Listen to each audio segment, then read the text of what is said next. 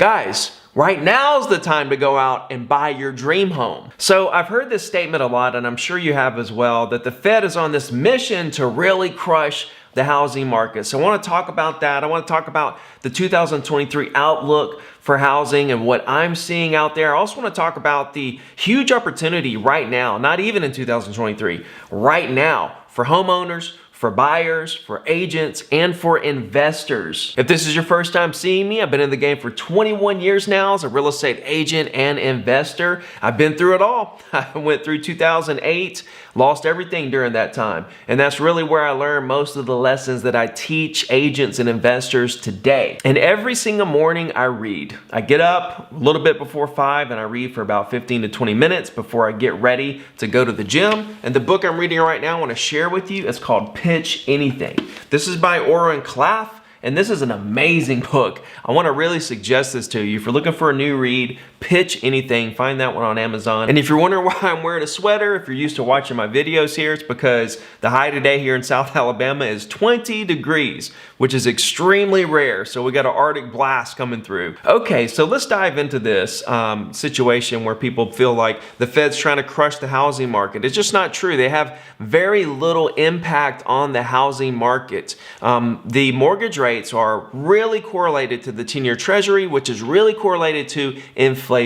If you really compact and look at the macro of the last 40 years of data, compress it into a chart and look at it, you'll see that there's about a 1% to 2% spread from the 10-year Treasury to mortgage rates, and it follows inflation. So it's quite the opposite from what people think. When you realize how all of this is correlated, and you realize that the Feds are raising rates to combat inflation, and as they raise their rate to combat inflation, inflation starts to come down, you start to realize that as Feds raise rates, it's going to make mortgage rates go down because mortgage rates are going to follow the 10-year Treasury, which follows inflation. Now, I know it's a little more complicated than what I'm saying, but this is the basics of it. And what we're seeing right now is inflation coming down. Is it shooting down? No, it's slowly coming down, and it's going to continue to slowly come down. All of this data is super lag. We don't get data for like a month or two after it's already happened. So a lot of times you can really feel what the market's doing, especially if you're in an industry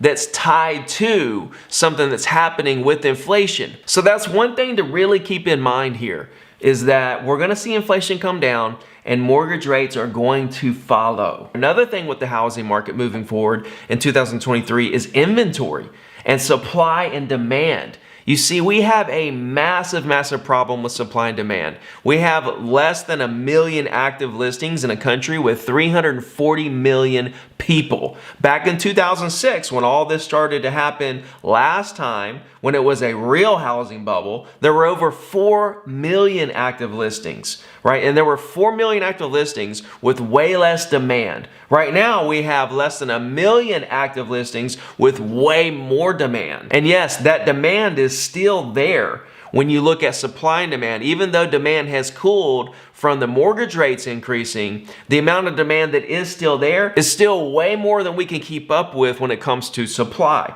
And now we even have home builders that are down 30%, right? And that number is going to get worse. And they weren't even able to keep up with the demand before. And so they're absolutely not going to be able to keep up with the demand now. Right? And next year, we have a massive amount of people entering in to their prime buying years, age 33, right? And that's going to continue for years and years and years to come. So we have tons of demand in the pipeline. We have a situation where we don't have enough inventory. And we have a situation where, since the Fed did raise rates so fast to combat inflation, inflation is coming down, which is going to create a situation where mortgage rates come down. So we're going to have the trifecta here. We're going to have lower rates. Prices are still softening a little bit, not as quickly as they were, but prices are still softening just a tad. But because there's no inventory, it's hard for prices to go down any further from what they are now.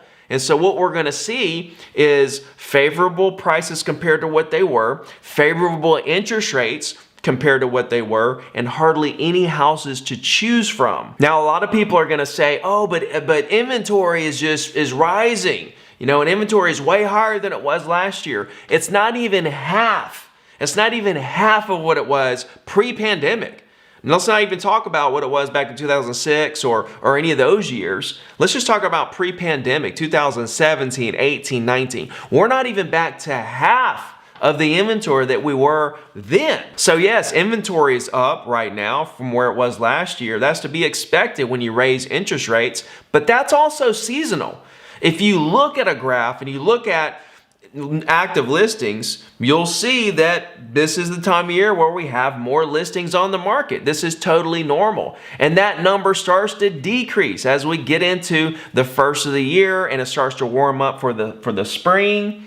It happens every single year. So this is a normal seasonal cycle. So what we're going to see is inventory get even worse as we do enter into this situation where springtime opens up. People are in their prime buying years. Interest rates are going to be coming down. So that's what we're looking at. In my opinion, this is what I see. Now, another thing interesting, and let me get into the opportunities, and let's just talk about buyers for a second. Buyers right now, you can get a 2-to-1 buy down, which means you take 2% off of your rate. 2% off your rate for the full first year and 1% for the second year. And then you go back to what the rate would have been on the third year. But guess what? You can refinance during that time. If rates get down to a low enough number where it makes sense, you can refinance. So say right now, today as we speak, rates are at 6.3. A 2-to-1 buy down gets you 4.3% interest right now for your dream home. You walk into that home, you pay 4.3% interest. Next year, you're going to pay 5.3% interest. Let's say that interest rates go down into the mid 5s or low 5s. You can refinance before the third year and maintain that low 5 interest rate. If rates stay around the low 6s, then you're good. You got 2 years where you got great rates. If it goes above the 6s, hey, you've got a lower rate. So think about that for yourself if you're a buyer, for your clients if you're a real estate agent. The 2-to-1 buy down right now where they can go out there and look at houses, have more options than they had last year. Sellers are more negotiable than they were last year. 32% of sellers paid some or all of the buyer's closing cost within the past 6 months, 32%. So right now, I believe that we're going to look back right now and say, wow, this was one of the very best moments to buy. Because as we get into the spring, things are going to heat up a little bit, right? As the weather warms up, as everybody gets into that buying season, if we go there and rates come down a tad and we have less inventory, where are we going to be? We're going to have so much demand, no inventory, right? Prices are going to be at a really nice place along with rates. It's going to be tough, I would think, as a buyer in that moment. But right now, you don't have that competition. There's more listings than we're going to have later. And you're going to have more power to ask the seller to pay for that 2-to-1 buy down. Guys, right now is the time to go out and buy your dream home. Now, if you're a seller, here's the good news. We're still up around 40% from where the prices were on homes pre-pandemic. We're still up 40%. We're off the high, sure, but we're still up 40%. Let me say it again, 40% from where we were pre-pandemic. So you're still getting this amazing price for your home. And the good news is, on top of that, is that because of inventory being so low and demand being so high, there's a really good chance that we're not going to lose any more equity over the next year. If you're a real estate agent, listen, closings happen every single day, no matter what. Right now is an amazing time to go out there and create relationships and build your database and offer this 2-to-1 buy down to buyers and say, listen, let's go get you a 4.5% rate right now. Let's go get you a 4.5% rate right now. And you should be including this in your listing presentation. Hey, this is what I'm going to be doing this different from the other agents to help my buyers be able to afford your price. And if you're an investor, same goes for you. Go out there and make offers on as many properties as you can right now. That's what I'm doing. I'm looking for apartment complexes right now in Florida, Georgia, Alabama. we're looking at offers, we're underwriting deals, and we're making offers. And I think the real opportunity is going to be throughout 2023, throughout 2024, more so 2023, for people who are in these adjustable rate mortgages that are coming to maturity. Whereas it's going to be, their interest rate's going to be doubling or even tripling from where it was previously. That kind of situation could produce some really incredible deals in the multifamily and commercial sectors. So those are my thoughts. Let me know yours in the comments. And if there's anything else in the world I can do to help you today, have a good one.